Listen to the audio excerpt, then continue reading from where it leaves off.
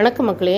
நம்ம வயிற்றில் பிறந்த பிள்ளைகளோ இல்லைன்னா அதுங்க வயிற்றில் பிறந்த நம்ம பேரன் பேத்திகளோ கணவனோ இல்லைன்னா நம்ம கூட பிறந்தவங்களோ நம்ம இவ்வளோ நாளும் அவங்களுக்கு எவ்வளோ வகையில் உதவியாக இருந்திருப்போம், துணையாக இருந்திருப்போம்.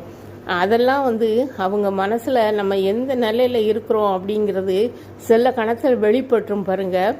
அது மரியாதை குறைவாக வெளிப்படும். அந்த சமயம் நம்ம அந்த நிமிஷமே நம்மளை அவங்க இடத்துலேருந்து நம்ம தூக்கி போட்டணும். இல்லைன்னா நம்மளுக்கு மேலும் மேலும் அவங்ககிட்ட நம்ம போனோம்னா நம்மளுக்கு மரியாதை குறவும், நம்மளுக்கு மனசு வேதனையும் தான் மிஞ்சுவங்களே.